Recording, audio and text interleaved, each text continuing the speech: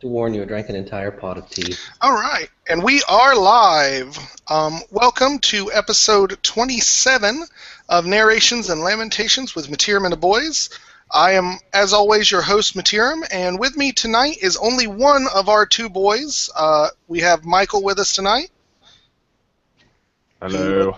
Okay, there he is. You look frozen to my camera, that's why I paused for a minute. Skip is unfortunately dealing with a sick relative this evening and has had to leave town unexpectedly, so if everybody, I'm sure he would like the votes of well wishes and whatnot if you want to leave any in the comment, but we are thinking about you, buddy. Hopefully everything works itself out and you'll be back with us next time. But tonight we are going to tackle the Beastmen. We're finally back with Army theme tonight, as our special guest is Mr. Caleb Goodson. Caleb, for those who didn't catch your first appearance on our show, if you'd like to introduce yourself, sir. Sure, no problem. My name's Caleb Goodson, and Beastmen was actually my first army, long ago. And I got tired of getting my kicked in. I still love the Beastmen. It's just from afar. It's like, stay there, guys. You're going to lose, and you're going to so tired of that. So much potential wasted. I agree. I frankly think that particular phrase may very well be a good summation for everything we're going to discuss tonight. So. Absolutely. So I guess before we get into the Army in and of itself, let's go ahead and discuss a little bit of hobby time, what you guys got in the works right now. Caleb, as our guest, why don't you go ahead and tell us what you're working on? Well, my pledge for the PMP League was to finish up Nagash, and I'm doing him in red and kind of a fiery orange for his spirits. I wanted to go with something a little different.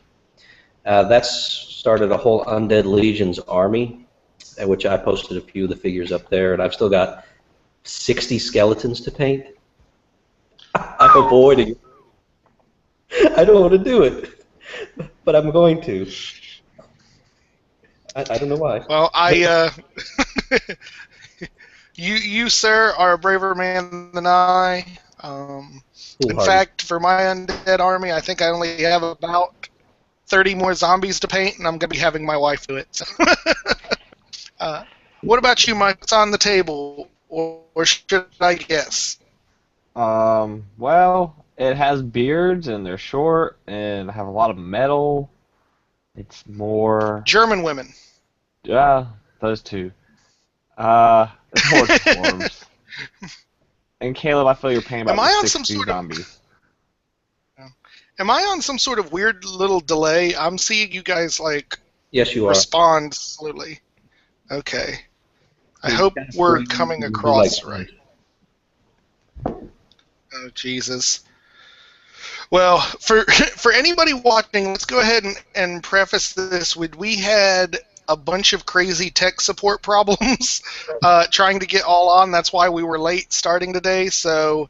If things get choppy and I get booted, we'll try and keep the show as cohesive as possible, but it is entirely possible that YouTube hates us tonight. So I think so. I'm sorry, Michael. Go ahead. What? Go ahead and elaborate on what you're... no. It's already starting. It's the curse of the Beastmen.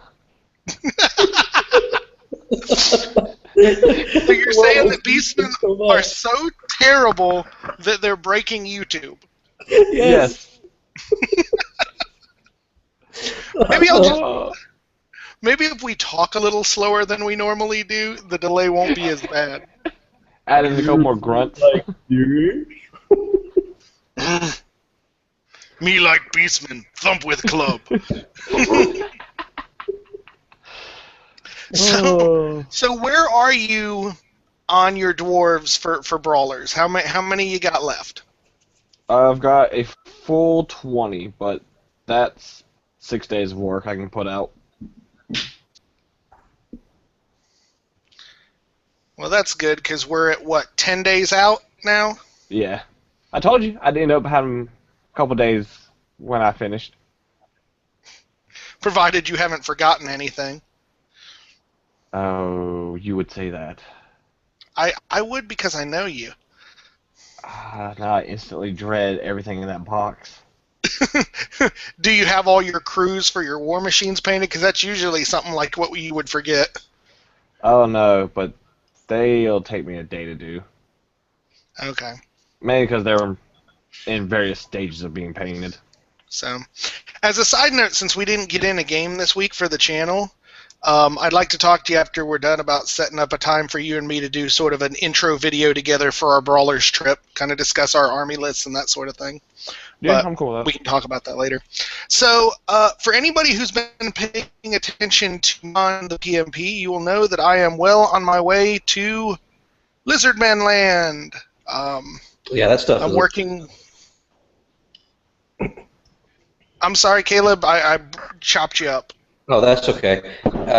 It's looking good. Thank you. You're welcome. I am 2 skinks away from my first 10. Beyond the 4 that I already did to accompany my standard. I'm pretty happy with the progress I'm making. I still haven't really based these. My wife told me I had to wait until I had a whole unit to base them because I was wasting glue just mixing some up to do like 2 models at a time. So that's pretty much it. I'm continuing to work on them. I figure I've still got another probably month of work. But so getting into our topic for tonight, it is the Beastmen. So fans of the show will know what we're going to do. We're going to go through each of our panelists and rate the army in terms of mechanics, fluff, and fun, in that order, from 1 to 10. And usually we have 2 and 2, with 2 folks who know the army and 2 that don't. But since Skip is not with us tonight, I will be representing the Beastmen's victims all by myself. So, Victims. One game. Hey! I count it as victims. It's a lot of stress to have to beat something so badly. Okay, I've got muscle tension. I've got muscle tension. It's very tiring. It's exhaustion. What did your greater demon say? to the 2 Ungor Raider units? I just want to go on record saying "fuck Ungors." That's just me.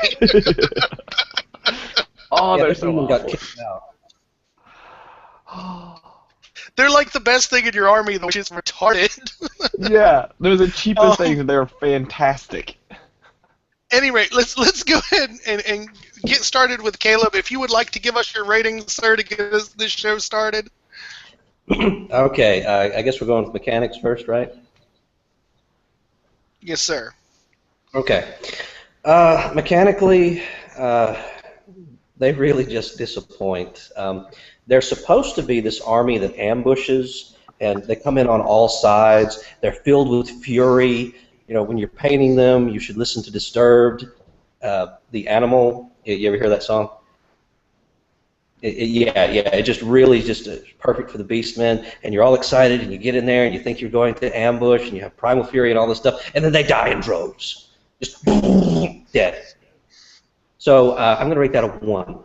If I could rate it any less, I'd do that. Maybe -5. Yeah, maybe like that. Okay, so fluff. Next, right? Fluff? Yes, sir. Okay, fluff. The fluff, I love the fluff. I love the imagery. You know, the Beastmen are standing there all savage, ready to fight. They hate civilization. They hate everything that exists. They have this bestial nature. The Beastmen have a bestial nature, in case you didn't know. They tap into that primal savagery that we all have in us. and historically they match with the Roman tales of the Germanic tribes and the Celtic tribes. They would move through the mist and hit you. If you want to put them in tattoos and have them look like raiders, that'd be really neat too. So I'm going to give the fluff maybe about a 6 or a 7. It's not the best, but it really can inspire you. So yeah, I do like the fluff. All right, what's that last one? Sorry, I'm... Fun. Fun. General Okay. fun to play for or against. General fun. Oh, okay. To me, it's not fun to walk over someone, and it's not really fun to get walked over. So I'm going to make maybe a 2 or a 1 with that as well. I mean, it's just terrible. I remember my first game ever of Warhammer. Oh, by the way, Mittierim, guess who I was playing against? This will fill you with joy. Take a guess. The ogres? The ogres, correct. Ogres. Oh, I feel so sorry for you. Apologize in the story. Uh-huh. Okay, so I'm playing against the ogres, and I'm thinking, okay, my beastmen are going to come in, they're going to fight, they're going to take on the ogres, they outnumber the ogres. It was like dominoes. It was like, what just happened? And they killed me. And then they took my troops and roasted them over an open fire, stuck the meat on horns, and then ate them. Now, Caleb, don't be hasty. Most ogres just eat their meat raw. I mean, come on. You know what? That doesn't make me feel any better. All right. So, as the victim position, I'll take next, and we'll let Michael finish us off.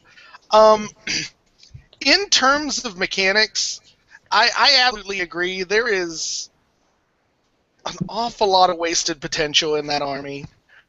And it's sad because I don't feel like there's much that needs to happen to crank them up to competitive, but it's so many little things that the army just feels unfinished when you sit down to play it. So all in all, mechanically, I'm going to have to give them a toilet bowl rating of a number 2 on that one. And let's see, fluff. I like the fluff. I feel again like there's a lot of missed potential. I think that it's too easy to go just they're beasts, so there's not much character to the individual people in the army. I think that you can find a mid-range between making someone bestial and making them essentially a non-protagonist by making them so animal. And I think GW airs on the later half, particularly if you read the stuff in the End Times book about them. And it's just like, they're just background, really. They're not even really characters. And that depresses me. But I'm willing to give them a 5 on that. And fun, I do enjoy playing against them. Mainly, of course. Mainly because not only that, but I mean, Michael has beaten it a time or two. But it's the thing with Beastmen why I think they're fun to play against is that you can always pretty much be guaranteed that they're going to come into your face and mix it up. They're not going to do any avoidance thing. There's no gun lines to them. And frankly, with the number of dwarf games I get in, it's very refreshing to have an army that's going to come to me and we're going to mix it up and have fun in the middle of the table rather than having to duck my head and run to the other side before anything happens. So there's a lot that I would like. And I think if you were to take those little tweaks that the army needs and do them, the Beastmen could be an awful lot of fun to play. Yeah. So in terms of fun to play, I'm going to give them again a rating of a 5. Though I will give them a secondary rating of fun because of their model. I think like their model line, other than the Lizardmen, Beastmen were the other ones I really wanted to get behind and paint because I mean I love the Jabber Slythe model. The various giant models they have are very. I even like the Angry Pumbaa Razor, and it just there's a lot there that I think a good hobbyist can do. Like if you look at somebody like Remington Steele, he has a fantastic Beastmen army, and I think it could be a great sort of challenge army for a hobbyist. So from the hobby side of things, I'd give it an 8 rating for fun, 5 on the table. Did you see my converted chariots? Mm-hmm. Yeah, those were a lot of fun. All right, Michael, as someone who has played and loves the Beastmen, can you give us a higher rating than 5 on anything, which I think is our top points at this point? Oh, I can definitely give you higher ratings. Mechanics. They're awful. Yes, they are. I'm not gonna lie to you two. They're just awful. There's something about them, and even on paper, it looks bad. Yes. I don't know that I would agree with that, though. I think on paper it looks good, but then you get it on the table and just realize how much every other army can do what they do better. I think that's really the bigger issue. It's not necessarily even that there's a lot bad with them, but when you're looking, you have to get X versus what points I as an ogre have to pay to get X. Right. It's not in the same ballpark. Well, I'm sorry, I didn't mean to interrupt. Comparing them to what my dwarves can get, on paper they're horrible. Compared to what anyone can get, they're horrible. But I'm gonna give them a higher rating than a 2 and a -5. Mechanic-wise, they're gonna get a 5 from me. That's pretty high ratings for Beastmen mechanics. The main reason is there are certain things in that army that work to a point that's insane. For instance, the Minotaur character wall. That is a painful thing to deal with. How much are you paying for that? I'm paying a shit ton. But I took out in our game, I took out pretty much his entire army with that one unit. Because they were cranking out 10 attacks apiece. Yeah. At 4-up wards and heavy armor and stuff, and they were just sitting there going, and I'm eating you with strength 5, strength 6, and I'm eating you some more. In my defense, however, you were playing a very particular army that had very little in the way of redirectors or chaff. I think that particular build would be much less beneficial had I been playing a more chaff-based army. Because basically you just huck something into them, so they kill it and they get frenzy. And then you just let them overrun off to the side of a table, throwing chump units at them all game long. That's the beauty of it. They always have frenzy. Because the characters automatically give it to them. Oh, then you just start redirecting them from turn 1, and but how many redirectors are you going to pay for? A hell of a lot less in points. A hell of a lot less in points that you're going to pay for the damn unit. How many points is that unit that you pulled out? It was 1,000 points, right? Had to be, at least. I don't think it was $1,000. So do you have any idea on how many Noblars I can put on the field for 1,000 points? Oh, a lot, but I'll break them turn 1. Give or take 500. No, but they're core, so they would be in like 50 units of 10. You and your damn Noblars. If you bring 50 10-man units of Noblars, I'm going to start using the Death Spear for the high elves and do nothing but purple sun you all day. And I'm not going to feel bad about it. The downside of that is I would then have to paint 500 Noblars, and you and I both know there's no chance of that happening. Good Lord. You die painting Noblars. That's too many Noblars. Oh, that's so many Noblars. It'd have to be closed casket because of the Nobblar stuck in your face from falling over on top of them. I would probably have to do the cop-out like Anthony did for his Skaven army, where he just did his dead Skaven. So he just like spray painted them white and then put the ghost ink over them. I could do that to 500 Noblars in like an afternoon. Yeah. Job's a good one. Sorry, I keep interrupting you, Michael. Keep going. It's all good. The other big thing that gets them that 5 in mechanics is the fact that I can have Ungor Raiders pop up behind you and wound things that they're not supposed to wound. 5 dudes that sit there and go, oh, watch, I need 5s to hit? Yeah, there's 4 of those. Oh, look, I need 5s to wound? Yeah, there's 4 of those. Good luck. Michael, that is unique to you. Oh, well, maybe all the other Beastmen players just need to love their Beastmen a little bit more. You love those guys and they get results. Is that it? Oh, Jesus. So, where were we? I'm so lost right now. That was mechanics, I think. I think that was mechanics. Okay. So, Fluff?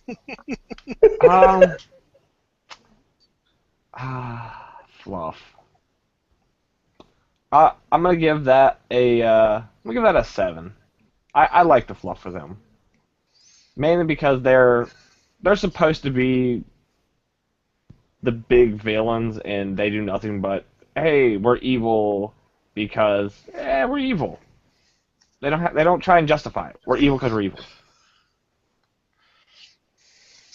and they do a very good job of being evil. The big villain? They just destroy stuff and take things. Wait.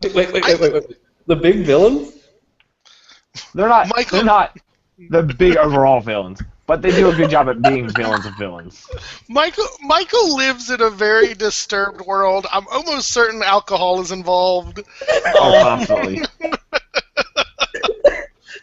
They're the big villains. Then that brings up the question, Michael.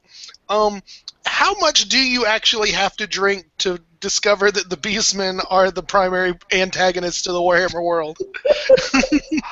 About as much as a dwarf can in one sitting. I just get the image of him like sitting down to paint the sitting down to paint the Beastmen with like a giant barrel of alcohol next to him and just laying into his mouth and crying. Why can't you be good? I invested all this time and money in you.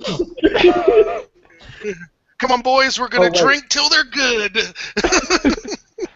It won't happen. Isn't that what you do with your armies when they're bad? Absolutely not. I just play your Beastmen and they don't flip. Someone's got to be in the bottom. Sorry, buddy.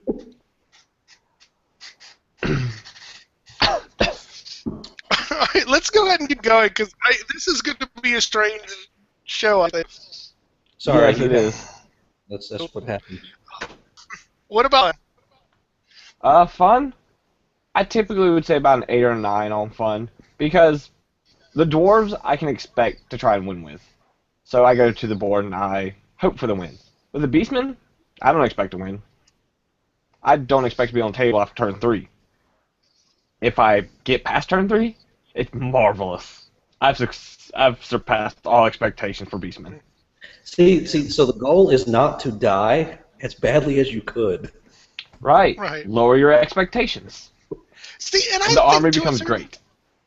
I think to a certain degree there is the opportunity of fun when you take out that pressure to win. In fact, that's my whole plan for Brawlers Bash next weekend.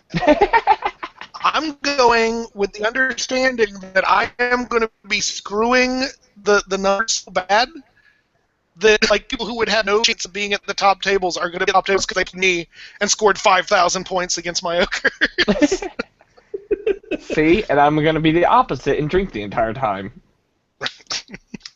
Oh, wow. We're going with healthy mindsets. Yes, we are.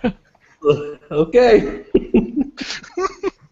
If nothing else, it's going to make for 5 incredibly entertaining battle reports and maybe a half-drunk Michael at a tournament sum-up report. So we came here and we put models on the table. That's all I remember.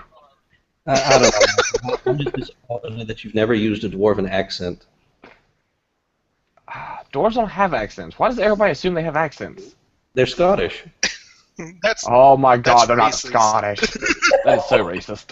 I've been waiting to say that. That's dwarfist. See your reaction. Dwarfist. So, apparently, Vince says that somewhere Reef is crying and he doesn't know why from this review. Also, Vince has to agree that the Beastmen look bad on paper. In fact, he says they look bad from space. From orbit, you can see the Great Wall and Beastmen quality. Vince loves the Skaven. Any of his opinions are tainted with that knowledge. I agree. See, he and I tell you, this is one of the things that we've had on the whole discussion of the end times and 9th edition and stuff, and he's been such a freaking Pollyanna about it.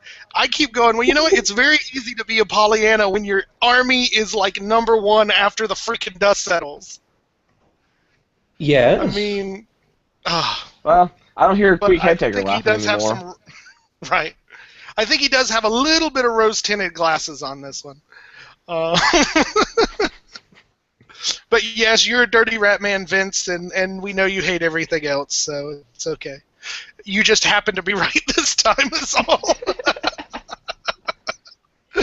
Yeah. So now that we, Jesus, now that we have a vague understanding of where we all stand in terms of the Beastmen, we need to start the definite hard-hitting questions here. This is going to go so left field. Let's do it. Okay. So we pretty much understand at this point that the Beastmen are in neck and neck for worst army in the entire game running. All right? Right. So here's the question. Go ahead. Taking into just assumption of a blind game that neither player knows what the other one is bringing, what is the best matchup the Beastmen can hope to face? Other Beastmen. That, sir, is a cop-out answer. All right. Oh my god. Fine. Oh my god. I mean, you were right. I should have specified that I was looking for other army would be the best matchup, but anyway, continue.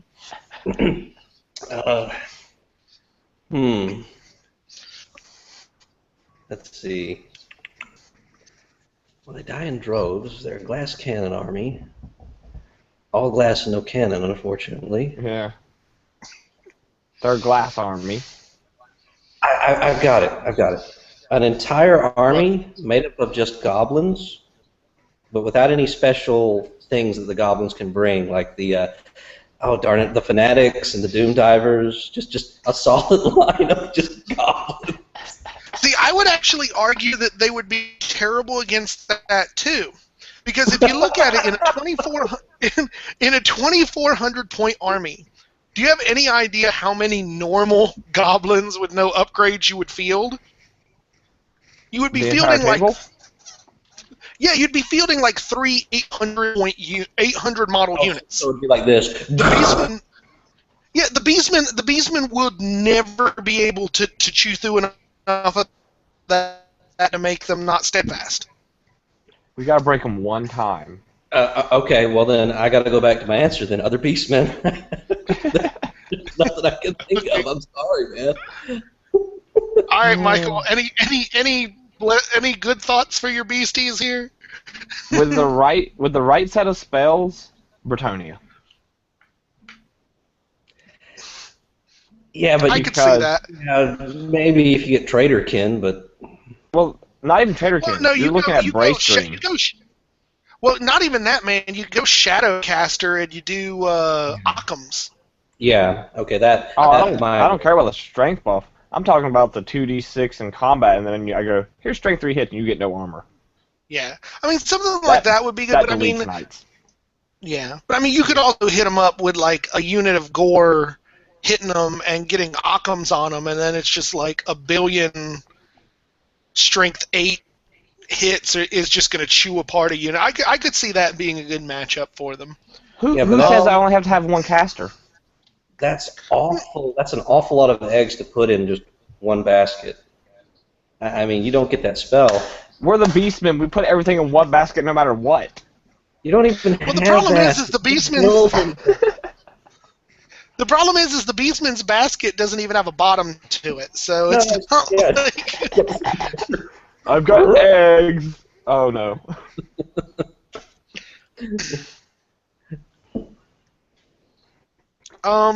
So what about you, Michael? What do you think? So you think Beastman or Bertodi is their best matchup, though you have to really kind of go skewed to get it, I think. Yeah. Let's see. For me, I don't know.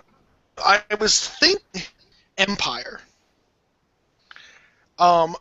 Because I think less because I think the Beastmen are really good against Empire, but more that I think it's hard to make an all-comers Empire list that will engage the Beastmen how they need to be engaged. Like, because you're going to bring cannons. What are the Beastmen in a good army going to bring that's cannon bait? Well, if they're smart. You're going to bring... I mean, it's more... Right, that's what I'm saying. It's more that the Beastmen will bring things that the Empire can easily face.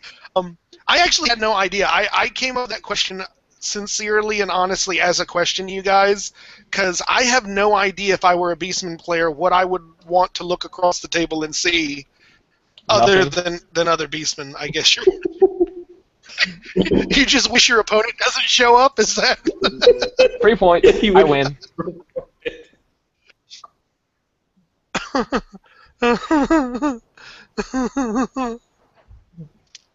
Oh, that's funny. That's really funny. So apparently, Puff Slash, who is another new commenter for us, has said, all this talk about drinking made me go get a beer to drink while he's working on his Black Knights. Good on you, man. And Vince says, the Skaven show us only the truth. Bacchus reveals only wisdom. The rose-tinted goggles are necessary to prevent the blinding flare of warp lightning. No, I want somebody to paint one of their warp-like engineers with rose-tinted glasses. I think you need to do that. You need to do that, Vince. We want rose-tinted glasses on your warp-like engineers. So, speaking, here's where we're totally off topic. So I saw a video today by Wargaming for Fun where he made a sinister statue out of like a little lawn ornament that was like this cutesy fairy on the back of a snail or something, and he used green stuff and whatnot to make it all evil looking and turn it into a sinister statue. I kind of wanted to get a little statue of Mickey Mouse and do the same thing, but make it Skaven-esque.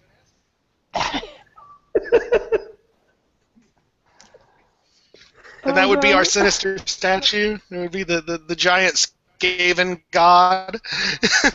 That is sinister. Nobody wants to see that. Horned rat is Mickey Mouse. That explains so much. Right. Yes. I would just need to find somebody who's got some extra horns from the Newman model or the new rat demon model and like put it on top of Mickey's head and darken him up a little bit. It'd be pretty awesome. I can just see it now. Mickey going, get ready to die.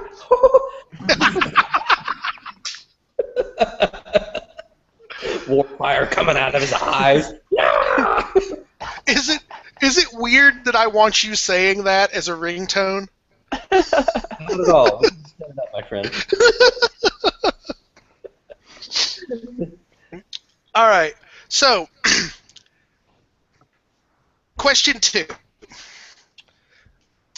A beast-based army. I was always of the opinion that the Beastmen have a certain lacking of actual like beasts and monsters in their army. I mean, they basically have the 3 flavors of giant and the Jabberslythe. there is a wide variety of other monsters throughout the Warhammer world. What monster do you guys think would be a good match mechanically and fluff-wise to be added to a Beastman army if you could just pick one? Werewolves. That would be nice. Oh my God, yeah, werewolves. Just bunch of guys running in like this, just loping forward, just claws coming forward, howling. Why hasn't Games Workshop done any werewolves? I mean, you got vampires and all this other stuff, but correct me if I'm wrong, but didn't the vampire counts, or maybe back when they were undead, didn't they used to have werewolves? Like back 4th, 5th edition? I have distinct memories of that being the case, but I don't know if it was just something we kind of came up with and threw in, or whether it was actual units. Well, Vince is watching. He's been playing since they had to carve the figures out of animal bones. So if you know that, leave a comment, Vince. Let us know if there were werewolves. So what about you, Michael? What monster do you think the VC need? A good one? Funny. I don't know. The werewolves would be fantastic. So, I would like to just see them have reign over a bunch of animals. Like, just give us animal packs as a core. Like big swarms, or? Yeah, why not? I could see that. I actually tell you, I had to dig into D&D to come up with an animal that I actually think that the Beastmen should have. I don't know if any of y'all know what a deep spawn is. I do. Yeah, so like the deep spawn fluff, for those watching that don't know, is it's basically this big pulsing flesh monster with a bunch of tentacles that gives birth to other monsters. And so I thought that would be a great idea for the Beastmen. It would be like this big centerpiece monster that could essentially, like, as a bound spell or something, cough out Beastmen. So it would be literally like sending these warped mutants out, and it would be, I mean, it could be really badass. That's not a bad idea. Yeah. Yeah. You have a whole theme around. Yeah. Yeah. And that's why I said I really think the biggest problem with the Beastmen is just the lack of potential. That there's so much potential there, and they just did not realize any of it. Yeah. Not a bit, my friend. But, so apparently Vince is keeping up with us on the matchups. He says they're pretty good against Tomb Kings and non-Screamer vampire counts and stuff they can chaff. Says also, if you have the Doom Bull, any army that can't generate the right kind of attacks, i.e. ignoring armor saves or auto wounds, he can solo most units. I'll give you that. I faced down the freaking Minotaur wall in Doom Bull and 2, what are they, Gorbulls? Or oh, yeah. The one below that? Yeah, that was Gorbulls. ugly. They're not friendly. But yeah, maybe I should have used Minotaurs. What?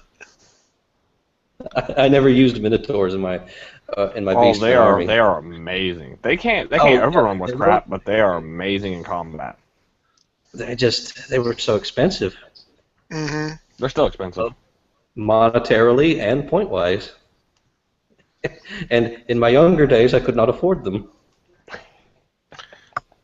There is that. Of course, at least with Minotaurs, I think there are enough alternate model Minotaurs out there that you could kind of get away with it now for considerably cheaper than what GW wants you to get away with it for.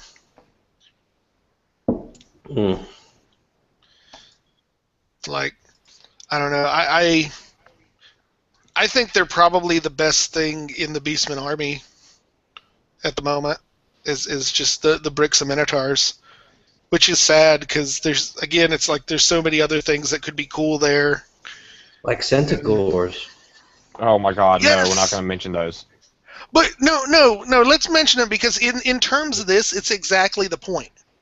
Other than, I mean, the Senegors are unique outside of what the Dragon Ogres are kind of like them. Yeah. In terms of look, there's not much in there that's like them. I mean, hell, I personally think the Dragon Ogres should be part of the Beastmen army. Give them them like monstrous cav style stuff like that. Give them the Dragon Ogres, do the Senegors upright as actual monster cav.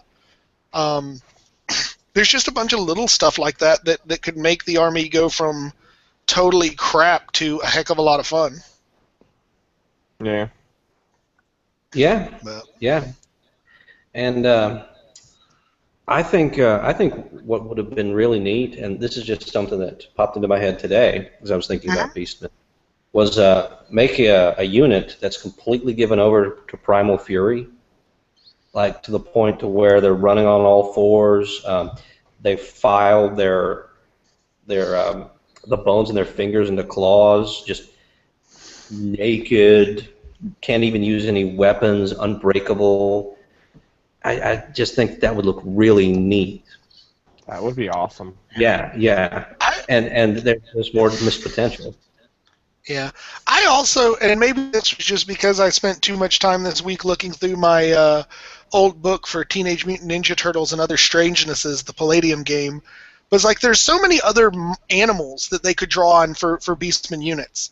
Like, why the hell don't they have a Badger unit that can just tunnel up in the middle of the board? Oh, yeah. Hey, I want guess a what? Badger unit. I still run that.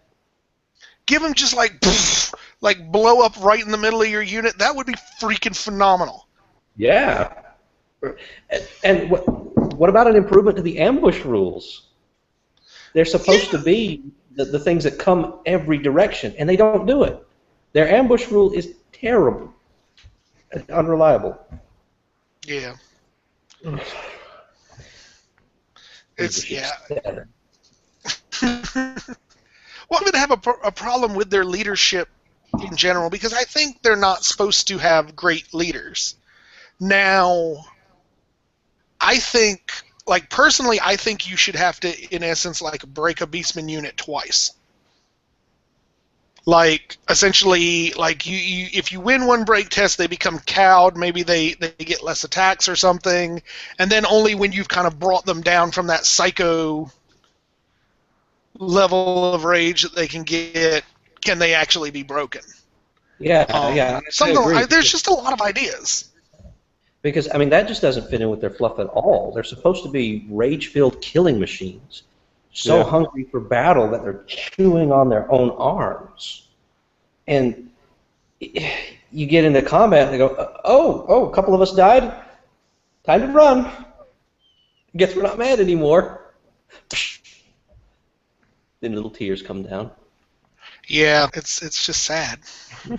I mean, at very least, they should have that banner that the Warriors of Chaos for Khorne have, like the Rage banner, where it gives them frenzy and they can never lose it. Oh, yeah. Instead of the banner that makes everything hate them. Yeah. Hey, I just spent all these points. Have hatred. Right. Like, that's my biggest thing. So, as I understand it, and I mean, I wasn't playing at the time, but Beastmen were like the last book to come out in 7th. And the general thought was that they were designed with 8th in mind. My personal theory is that the design team actually got an old version of a playtest copy of 8th that didn't go into publication. Because there's just so many of the Beastmen rules that do not interact correctly in a positive manner with the rules of 8th edition. I can't imagine that they were designed thinking of one another. You know, man, the less... Nah, that's just going to be too rude. I can't do it. No, come on. What? I think what they did to design this was they bludgeoned each other in the head with the 8th edition copies. And then when they were seeing stars and could barely function, they go, okay, now design it. Okay. This will be really awesome. Let's make 3 monsters that are 275 points and have no armor saves, or ward saves, or regen saves of any kind. Players will love that. Yeah. Then let's throw him in there, because he doesn't fit at all. Yeah. Vince apparently says that I'm crazy, that he doesn't remember the werewolves being in any army book. So I don't know, maybe I'm hallucinating. It's entirely possible. But he says that they do have, like, there have been some in Mordheim and other things, so that they do exist in the world. They just, it makes no sense at that point that they haven't been given to the Beastmen. So, we'll go ahead and launch into questions now, because we're about at the 40-minute mark.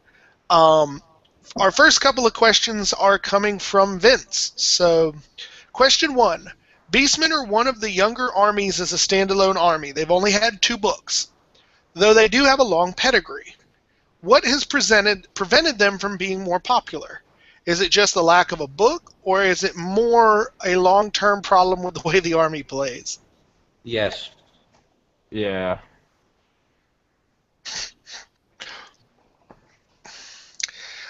Yeah, I'll kind of go on that bandwagon. But I think more so where I think there's just not a lot of imagination in the book. Whereas you can take pretty much any other army and say, and go, hey, this is something really cool and imaginative, and it's got this element. The Beastmen just don't, for the most part. I mean, the closest thing they have to a really interesting unit is the Jabberslythe, and it's in gameplay terrible. Mittierim, you and I could sit down in one night and come up with a better book than that, than the one they currently have. I mean, it makes me wonder, how long did they actually work on this? Was it like, here, give this to the interns? Poor bastards. It was the one intern that, you know, came there to Games Workshop by mistake. He thought he was going to go to a banking company or something like that, and he doesn't know anything about gaming, and he's sitting there just sweating bullets trying to come up with something. And now he's the one that writes the End Times books. You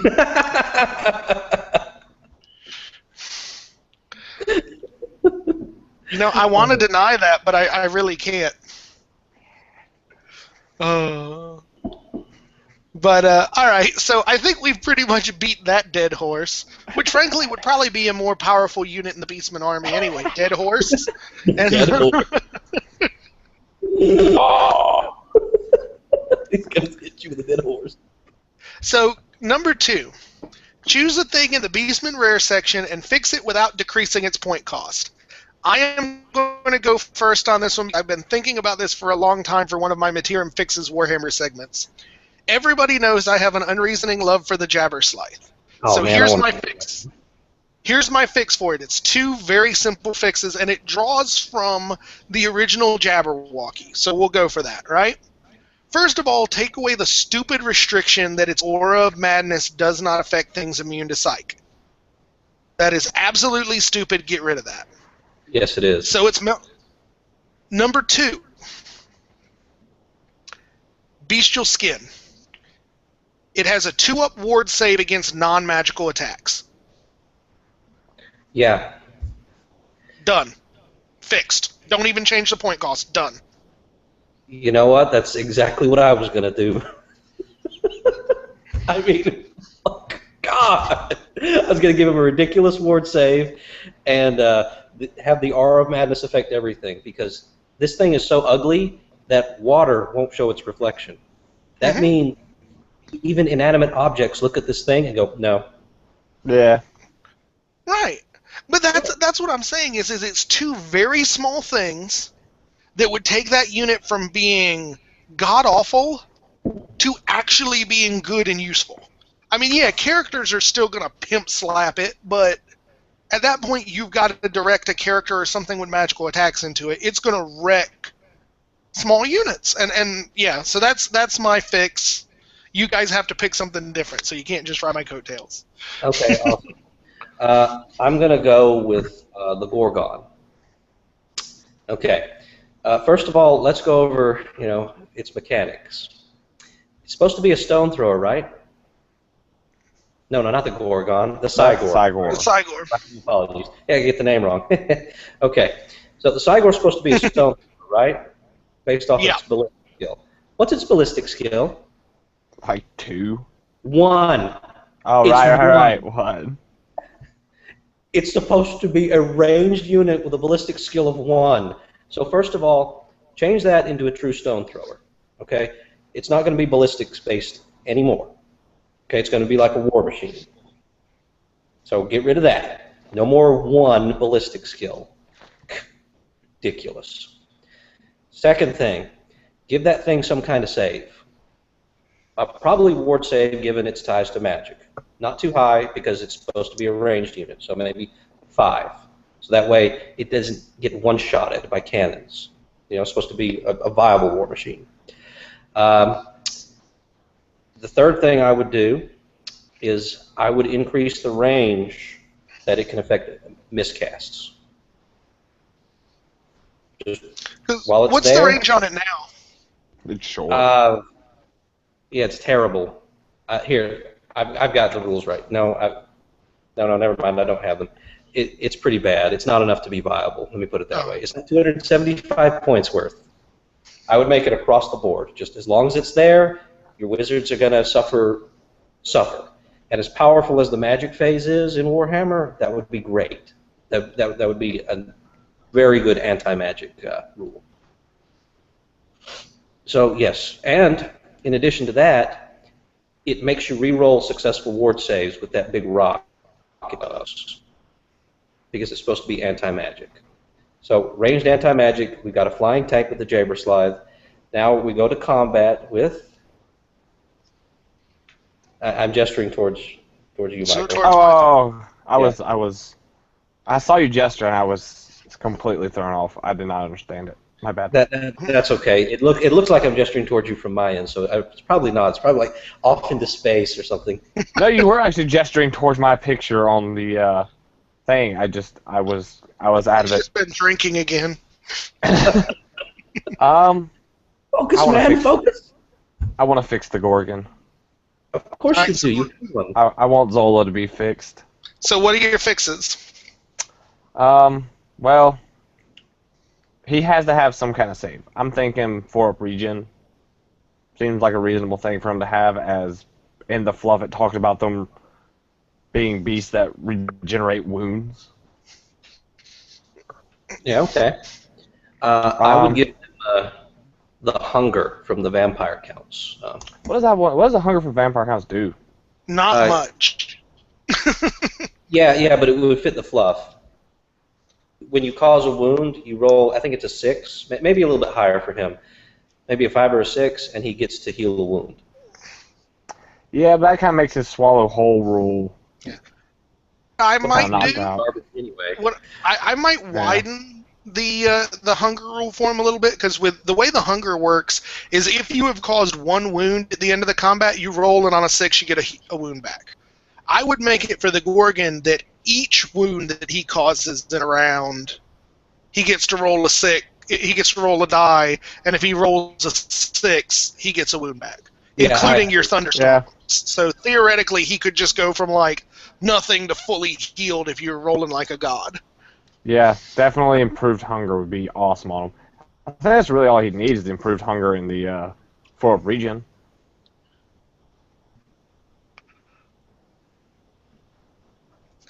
Well, I wouldn't even say he would need the 4-up regen if you gave him something like the improved hunger. I mean, you could get away with... I think you could get away with like a 4-up armor save in that case, and have the hunger thing represent his regen. He's some defense against your low-down punk guys. Those are the ones he's going to be doing wounds to the best and healing back up. By the way, something 4-up for him. As he can take a cannon shot pretty well like a beast, but fucking put a couple rats into him and he just goes, oh, I can't fight this. Yeah.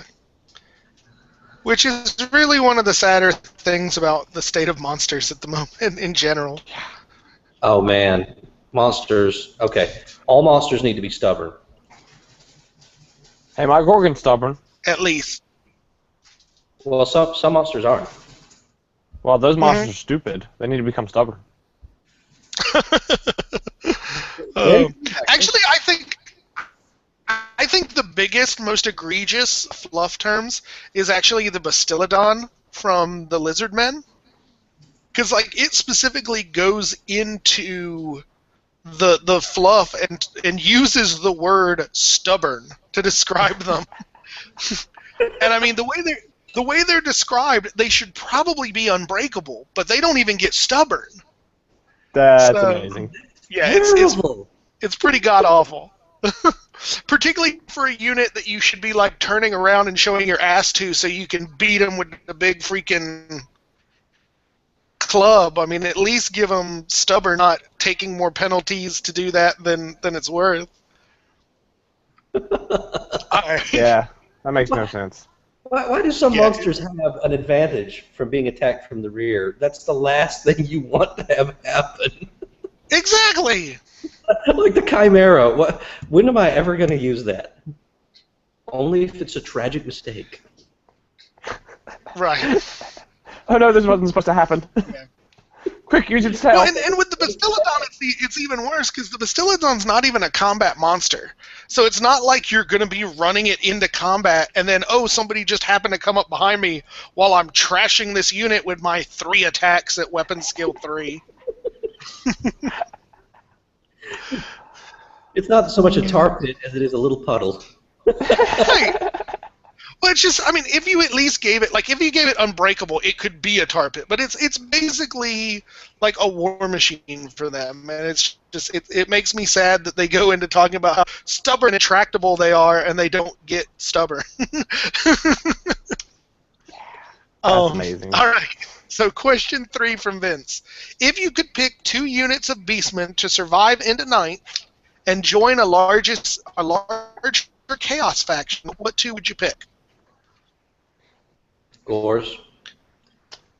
Because you could just blend a lot of things in with the Gores, like the chariots, the best of Gores, which are really just Gores with armor and great weapons. Yeah. Yeah. Well, I think too, like the Gores could fit well. Like they could get rid of Marauders altogether, and just replace them with Gores. Yeah, I think so. And they'd all fit in the same slot. Right. And the other one, I'd say Minotaurs.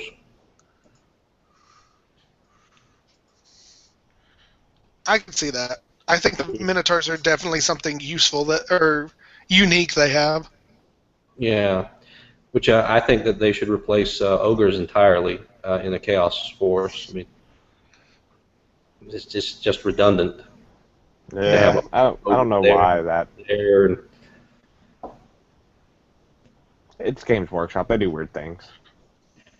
But I think they could replace ogres and trolls. I mean, give trolls to the orcs and goblins. Yeah, have them be part of that thing, and then just put the Minotaurs in. But, all right, Michael, you want to go next, or should I? That depicts something different, because those were really good answers. Well, I guess you could be a punk and just say you agree with him, but is that really the Beastman way? If I had my way, it would be Ungor Raiders and the Gorgon. See that? That works. Only because I want to see the Gorgon live on, because I painted him, and the Ungor Raiders are amazing. For me, I think mine is like I want to see because of the models, but they would have to get better rules. For me, it would be the Centaurs and the Jabberslythe. Because I think the models look cool, and conceptually they're both pretty awesome, but God willing, 9th would bring some better freaking rules. So... I have a Jabberslythe. I have never put him together.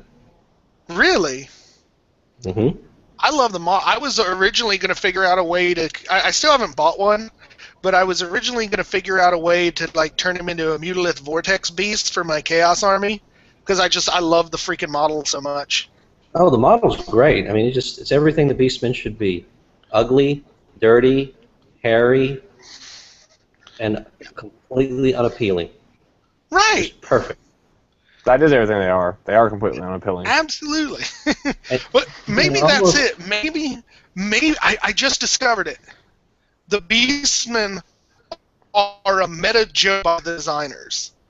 It is the perfect marriage of fluff and mechanics. Nobody loves the Beastmen. They are a terror and a horror on the entire world. So the designers went meta with it and made them as horrific and unappealing as they truly are to encounter in the real world. It's genius. All you'd have to do is have a little scratch and sniff. It's this terrible odor of feces and dried urine. Oh, all right. That's the only thing that explains the book. That's Bravo, GW. Bravo. Yes. Trolled us all. Another success.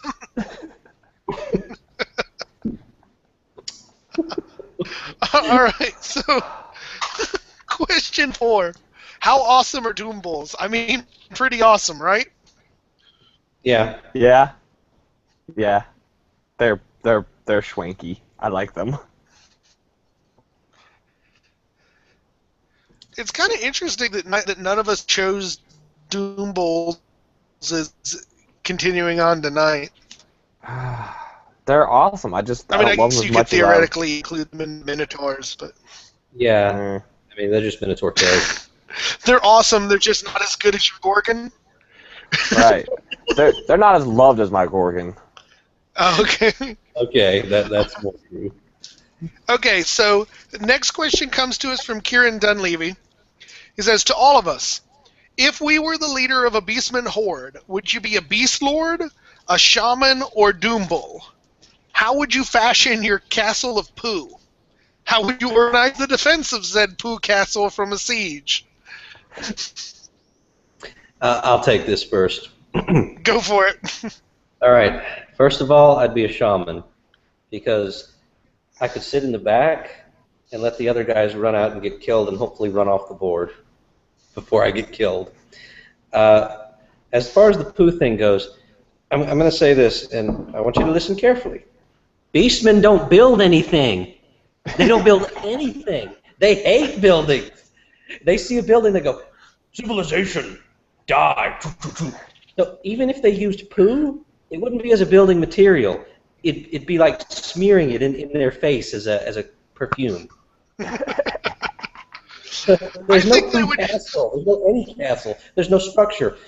The Beastmen sleep under the starry sky, with on the ground with the bugs and the snakes, like nature intended. All right, so I'm gonna take next because this is I actually would go with the shaman as well. I would be a bit more clever for it because I would realize that Beastmen would be terrible at defending my poo castle, and I'd hire ogres to do it.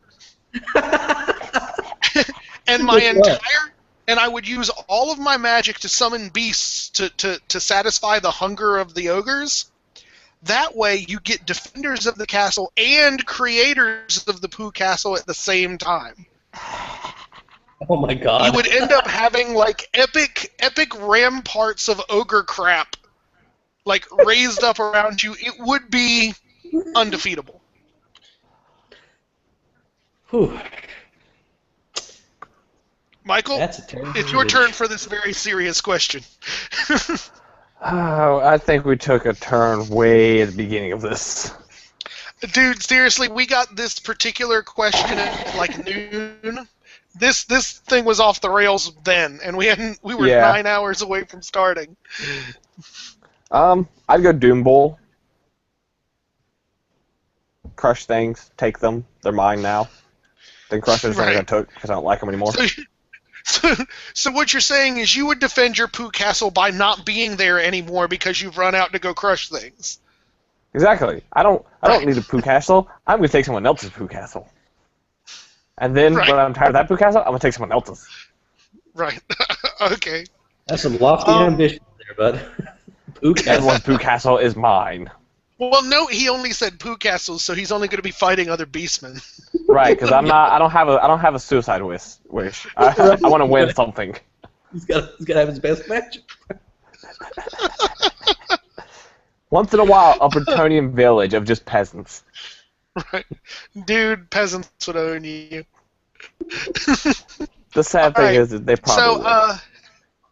So this is a question from some loser named Skip the Warhammer Geek. I don't know him. Yeah, I don't know him either. But his question is, why do you guys think the lore of the wild is trash so much? I don't know. Because it's trash. I love Lore of the Wild. I use it every time. Yeah, I kind of got to agree. I think it's a special flavor of awesome. I don't... Okay, well, let's go into it. Let's start with its signature spell. The one that I like to call... signature spell is garbage. Next turn. Or the 5d6 strength 1 hits. Oh, Viletide is amazing. Dude, Viletide has owned my... Viletide has done more damage to my ogre army than any of his units. And I meant absolutely sincerely. Yeah. Big monsters that don't have saves, you just go, oh, look, I only need 6 to win you with anything anyways? Well, there's 5d6 of them. Well, I mean, Michael, and I mean, yeah. Are you really good at the crappy stuff? Yeah. I think that's for him and Skip. But I mean, no, I mean he's blown like my Empire cannons off the board with Viletide. I mean, there's a lot of things just looking for 6s doesn't stop. And then on top of that, you can take, what is it, the Hag Tree Fetish that lets you re-roll that? wounds. Yeah. Yeah, I mean, yeah. I think that's a solid spell. Okay. Or at least, again, it has potential. Okay. And, well, in my opinion, really, the only one that has any potential, and it's situational, would be Traderkin. I mean, that spell's fantastic if you got a guy on a monster coming at you. Traderkin's amazing, but I also raise you Brave Scream. Looking at a unit that's basically fighting off their armor and going, you don't get that? Yeah. It eats Brave Scream is a night peeler. I've got to give that to him. Particularly since you can like throw it through different characters. That's really the trick. Just keep your wizard nearby and throw a combat character in there and go, hey, guess who has Brave Scream now? Yeah. I like that one. I also think and this is a little outside of the scope of the original book, but I also think their end time spell is one of the coolest end time spells. Yeah. Just the let me fuck every war machine and building on the table. Yes. We hate civilization. Everything must go. And I gotta give you that really took the fluff. Yeah. And what is it? The Mantle of Gorok? Oh, I love that spell. That spell is freaking amazing. I've eaten what were those dark elves? The sister things. Sisters of Slaughter? What's the core version? Witch elves. Witch elves. I've eaten a unit of witch elves with a beast lord who was buffed up with Mantle of Gorok. Yeah, and then there's that last spell, number 6. Oh, that last spell's terrible, but I like to use it. Something that's going to die. Yeah, but just for the record, let's compare that to my boys, the ogres.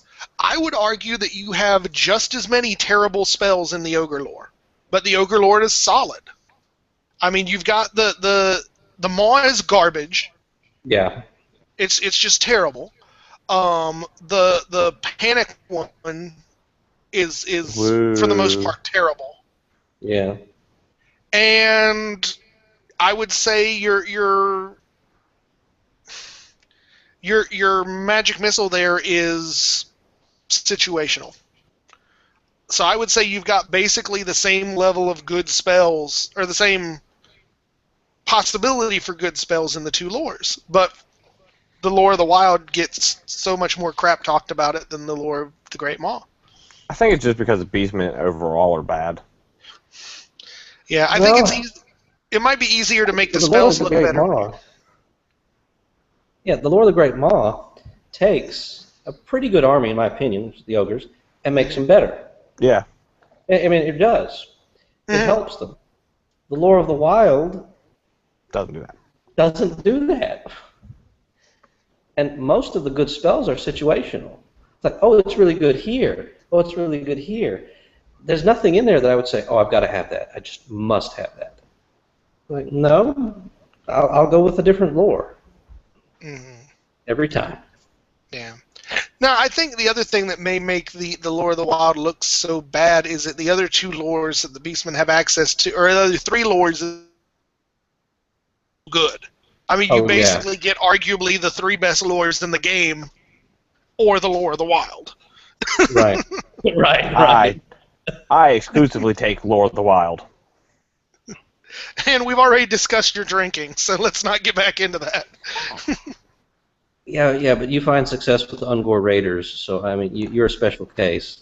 Yeah, the that's true. I'll be honest. He almost iced my freaking Keeper of Secrets with the damn things. It was pretty badass. They popped up, both rolled 6s on the ambush, and popped up behind her and went, "Hey, look, here's arrows." It was retarded. Just for the record. All right, so the next one, I think this is War General T, is the next few questions. This is sort of a three-part question setup based on the end time stuff. So first he wants to know what our thoughts are on end times, the Legion of Chaos, and using the Chaos lores with the Beastmen.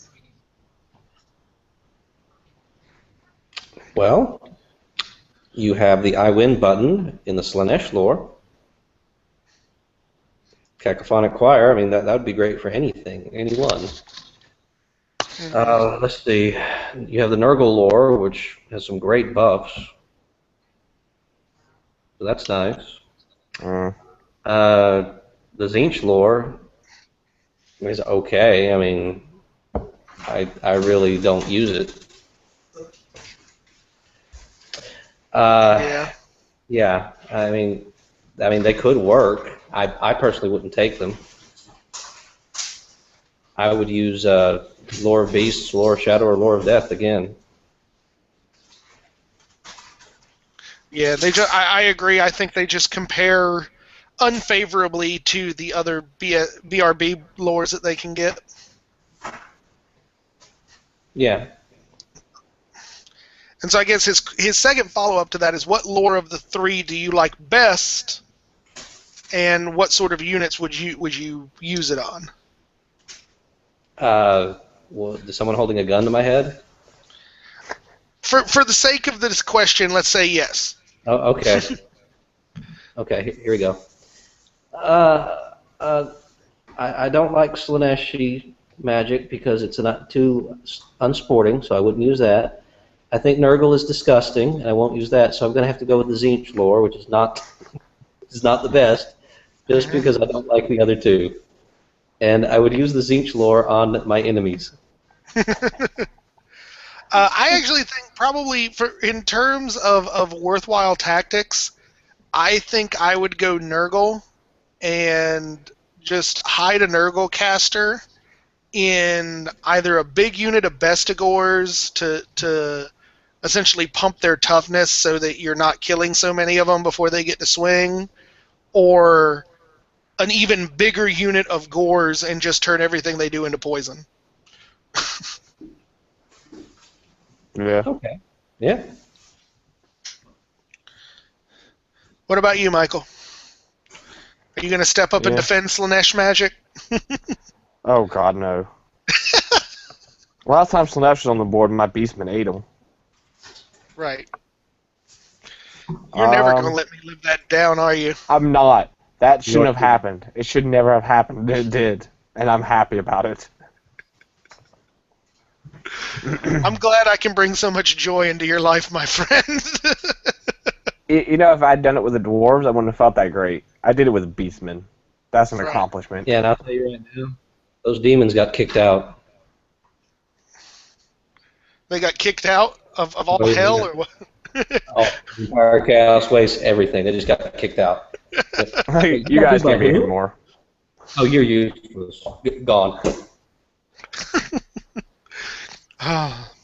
I'd go Nurgle simply for the buffs.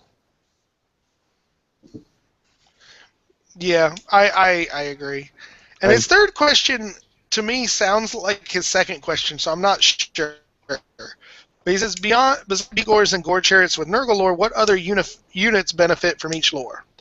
I don't know so much. Since we already talked about the lore, let's actually discuss the marks a little bit, because that's something else that I think you get there. So what do you guys see as the biggest benefit? What units get the best benefit from which marks? Well, your mark of Nurgle, -1 to hit, that's huge. That's great, especially since Gores have weapon skill 4.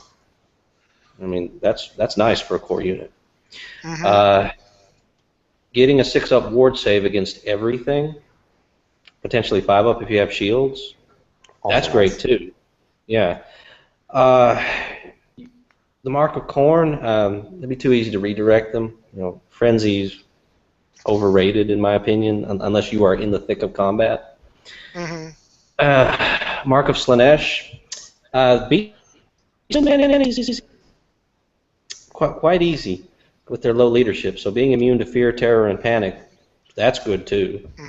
Yeah. So there'd be advantages to any of the marks. I like the idea of giving like your chaff, the Slaanesh mark. That way you basically get total control when they flee, when they hold. And I think you get more per model out of that in the smaller units, your kind of support stuff. So that's kind of where I would go with that. I definitely think Bestigors need the Nurgle mark, and they need it bad, because you got to keep them alive till they can swing back. As far as the Tzeentch lore, I really kind of like giving them 2 extra hand weapon Gores, and go, okay, now I get the extra hand bonus and the bonus for having a shield. I'm all about that. Oh yeah, absolutely. So what about you, Michael? Yeah, I'm kind of with you guys on most of that stuff. I'd like to give the additional hand weapon dudes the 6-up ward just for the fact of being like, oh, I make really good rolls when I need high. Yeah. Sorry, I was laughing because Vince is giving me crap about losing the Keeper of Secrets to the Beastmen. He says, speaking as an authorized representative of the Lord of Pleasure, him herself, you have let us down, Mitt, by losing a Keeper to the Beastmen. You must never live down such an event. Now, wait a minute. I thought he was a representative of the Horned Rat. I think just like a true Slaaneshi, he goes both ways. Ah. So. Awesome. Yeah. It's painful.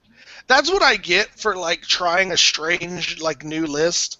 And then I still hold that I think the reason why my list was so terrible in that game is that I hadn't played for a while and I got all these new things I wanted to try out, and I was like, let me try them all out at once, and it was terrible. It was pretty bad. It's like, let me put my Screamers who never got much chance with my Flamers and my Hell Cannon and this and that, and yeah.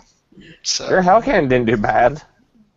Once it decided to stop being a damn cannon and get into combat, that's the retarded part. So I am so bad with cannons that I apparently cannot even use anything called a cannon, even though it shoots like a goddamn stone thrower.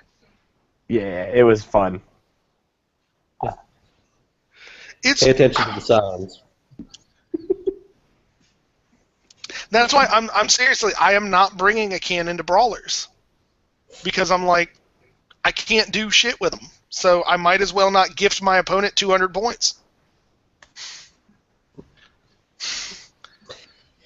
Yeah.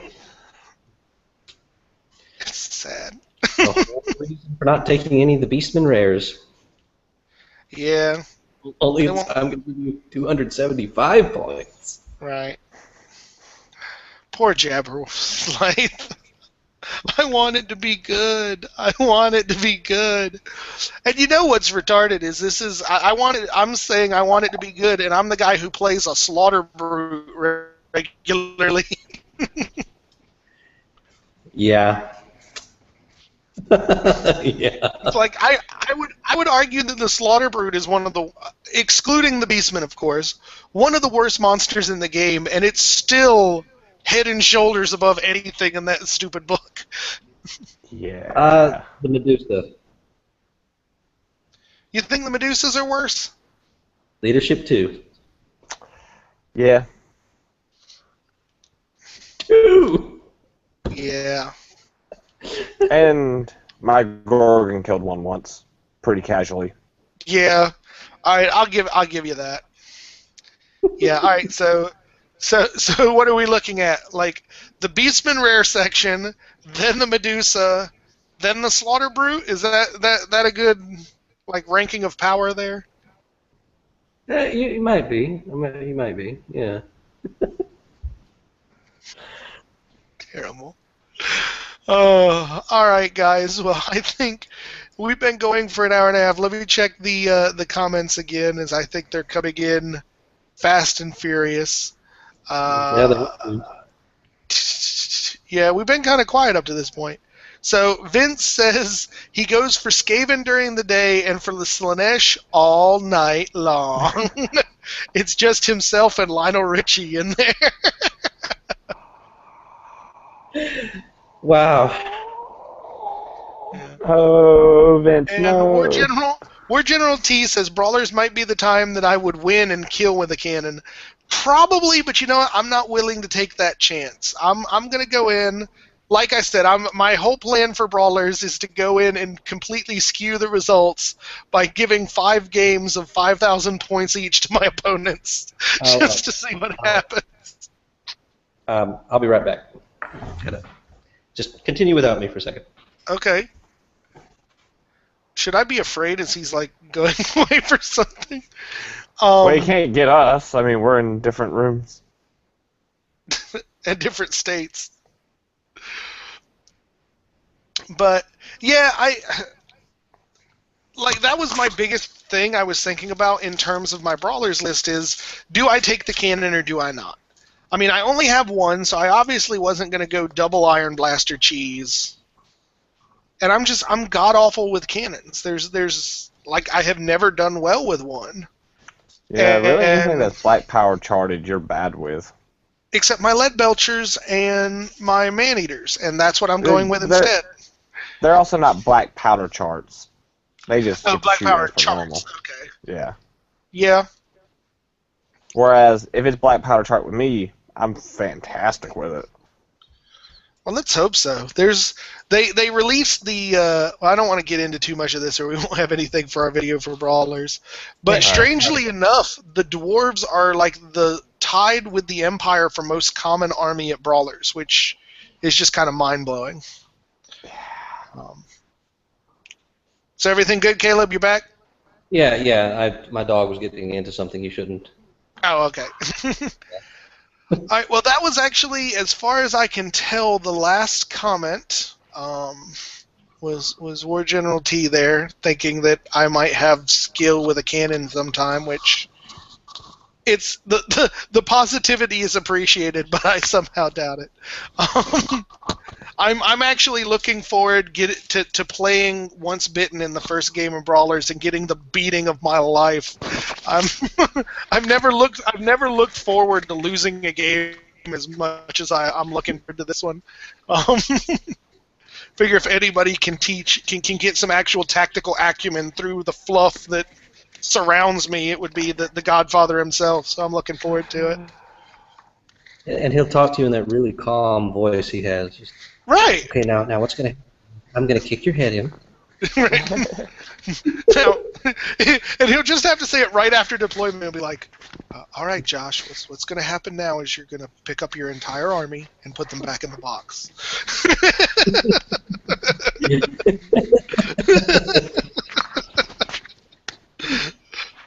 All right. Well, thank you again, Caleb, for coming on and being our Beastmen educator here. A painful education. Yeah, but you know what? We at least have fun doing it, so that's the important part. As far as what's coming up on the channel, due to personal things getting in the way, we don't have a battle report this week, but Michael and I will hopefully be getting on together a little later in the week to discuss brawlers and our lists and kind of our thoughts, just kind of an intro video. Beyond that, brawlers is next week, so we're not going to do our normal Tuesday night game, but I will have the 5 games for brawlers up as soon as possible after we get back. So there will be lots of content coming. Just keep your eyes peeled. But again, wanted to thank everybody who stuck with us. We've had a little lower viewer count than normal, but given the topic, I don't really hold that against anyone. Right. But thank you, you proud, you suckers who have listened through this entire video. You guys have anything you'd like to say to wrap things up? Yeah. I want to thank Vince again for painting that amazing model using my family crest. I had no idea he was going to do that, and that was just really neat. Yeah, I saw that. That was pretty badass. Yeah, yeah. And I have a little piece of my family history there. It was really just interesting. Yeah, that's sweet. If you let me know, Vince, if you need a another banner that you want to do up like that, because I actually for a D&D group that we played years ago, my wife and one of the other players actually sewed a giant standard for the Ordo Papilio Violentus, which, for those of you versed in Latin, is the Order of the Violent Butterfly. So that could be a very fun one for you to put on if you need another banner. So just let me know. I'll send you pictures. But other than that, thank you guys for all watching. Thank you, Caleb, for joining us again. We are still looking for folks to help us review, what are we down to? Lizardmen, Orcs and Goblins, and Chaos Dwarves, maybe? Chaos Dwarves, I think. Yeah, I haven't had anybody with Chaos Dwarves beating a path to my door. So, but if you do happen to want to help us out there, let me know. I think Kieran Dunleavy reached out to me about Orcs and Goblins, but I'm maybe blanking off to go back and look. But at any rate, we will catch you guys next week, Wednesday, same time, and get on to some more show then. So thanks a lot, guys.